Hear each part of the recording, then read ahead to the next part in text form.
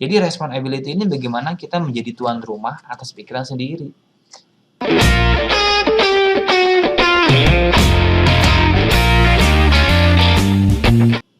Hai semuanya, bertemu lagi dengan saya Yusila Setianto di sesi vlogging tentang ilmu pemberdayaan diri. Dan di vlogging kali ini kita akan membahas banyak tentang perkembangan dunia NLP di Indonesia dan bagaimana cara menggunakannya. Tapi sebelum kita lanjut, saya ingin disclaimer lagi bahwa apa yang saya sharing di sini tidak mewakili apa yang akan dipelajari di kelas-kelas workshop. Jadi melengkapi saja jika ada rekan-rekan pembelajar yang ingin mengikuti kelas-kelas workshop NLP, monggo silakan ikutin yang society yang internasional maupun ada nasional atau baca buku, silakan, ini pelengkap saja. Jadi kali ini topik yang akan saya bawakan adalah bagaimana membuat diri kita selalu dalam kondisi penuh sumber daya dengan pendekatan NLP atau ala NLP. Jadi bagaimana meningkatkan produktivitas, kreativitas, membangun impian, kita bahas banyak. Hanya memang tidak akan semuanya di-share di sini. Jika ada kata-kata yang terucap begitu saja dari saya sebagai kata kunci, Anda tinggal googling. Tinggal googling dan cari tahu sendiri atau diskusi sama teman-teman yang sudah mempelajari NLP. Oke, itu topik kita. Nah, hari kita mau bahas apa sih? Hari ini kita mau bahas tentang 5 hal.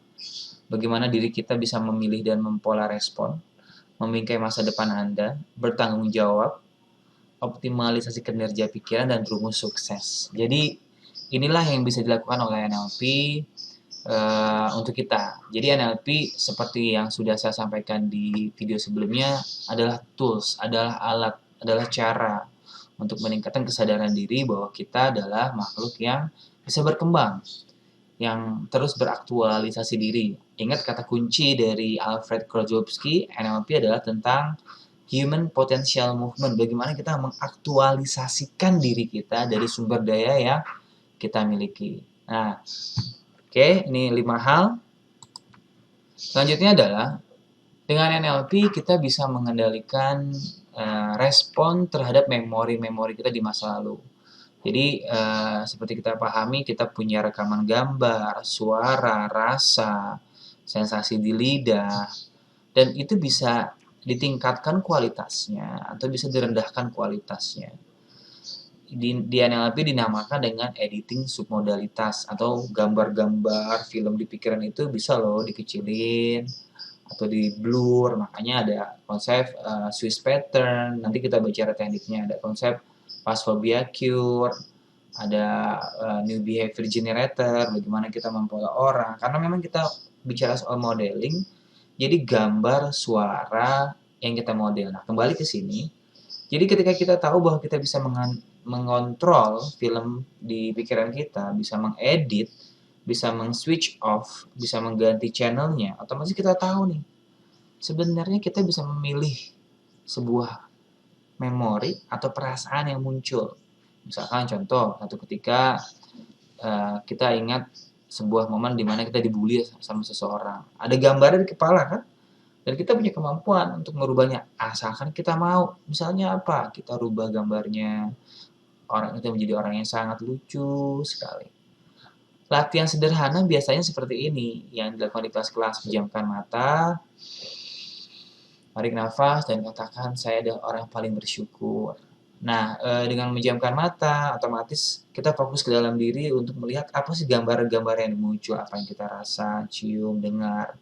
Nah, dengan memahami bahwa kita bisa mengedit film di pikiran kita, otomatis sikap kita bisa berubah, makna juga bisa berubah. Makanya ada sebuah buku yang mengatakan bahwa from submodality to meaning.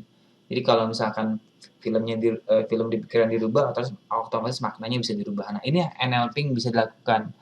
Jadi bagaimana Anda mengendalikan memori Anda dan merubah sikapnya terhadap memori di pikiran Anda itu. Kata kuncinya editing submodalitas ya. Lalu selanjutnya adalah bagaimana kita berusaha untuk selalu berdaya. Ya tadi visualisasi. Visualisasi adalah bahasa pikiran bawah sadar. Jadi ketika kita memikirkan tentang masa depan, kita melihat nih, di masa depan diri saya 5 tahun lagi menjadi A, B, dan C. Dan itu pikiran bawah sadar. Jadi dengan berimajinasi, itu berarti kita membuat sebuah harapan. Dan yang kedua adalah belief ability. Ini penting, NLP mengajarkan tentang bagaimana kita yakin terhadap apa yang kita pilih. Kita yakin terhadap apa yang kita lihat. Kita yakin terhadap apa yang kita katakan. Jadi apa yang dipikirkan bawah sadar ini, kita membingkai masa depan. Jadi visualisasi itu adalah bagaimana kita membingkai masa depan kita, membahasakan pikiran bawah sadar kita, menciptakan harapan. Di video sebelumnya sudah saya bilang bahwa untuk tetap menjadi penggerak adalah tentang harapan.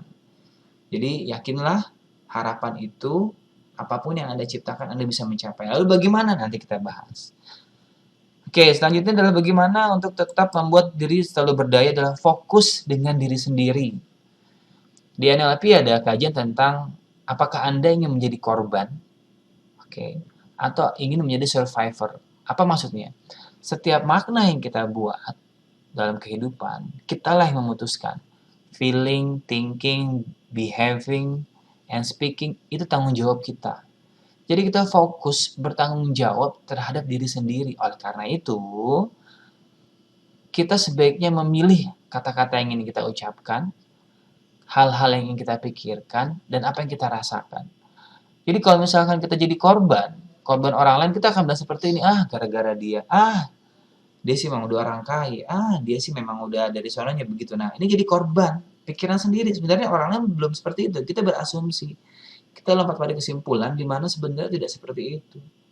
Jadi daripada kita menyalahkan orang lain terhadap sebuah kondisi yang kita jalani, lebih baik kita bertanggung jawab. Oke, aku memilih makna ini.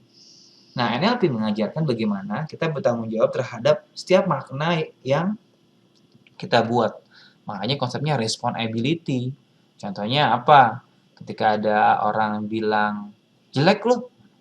Lah kalau kita mengiyakan apa yang dikatakan nama orang itu, ya kan? Berarti kita memilih itu kan, sebenarnya kita bisa memilih lain. Jadi kita bertanggung jawab dengan apa yang kita pilih. Kalau kita memilih iya aku jelek, ya udah, otomatis perasaan kita juga terasa seperti itu. Jadi responsibility ini bagaimana kita menjadi tuan rumah atas pikiran sendiri. Kalau kita bisa mengelola pikiran kita sendiri, otomatis orang juga enggan. Yang pertama, jadi fokus untuk memperbaiki diri sendiri, jangan salahkan orang lain, dan ini akan membuat diri Anda selalu dalam kondisi yang berdaya. Selanjutnya adalah thinking out of the box, berpikir dari sisi lain. Istilah dari NLP dikenal dengan nama reframing. Membingkai ulang diri Anda, membingkai ulang sebuah situasi, membingkai ulang sebuah masalah.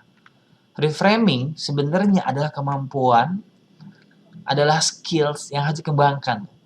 Bahkan Michael Hall sendiri pernah bikin buku namanya Genius Reframing. Jadi reframing itu sebuah kecerdasan.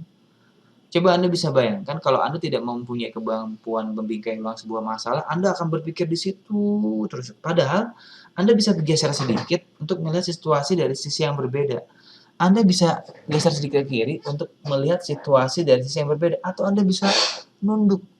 Jadi dengan keluar dari sebuah pola pikir, dari sebuah cara pandang, Anda akan menemukan sensasi rasa berpikir yang berbeda. Anda akan keluar dari masalah. Di NLP namanya disasosiasi. Anda bisa cari itu. Nah, inilah kekuatan bagaimana kita selalu bisa berdaya. Thinking out of the box atau reframing. Oke, sekian kita lanjut ke bagian kedua ya. Terima kasih untuk melihatnya. Jangan lupa subscribe. Bye. Thank you.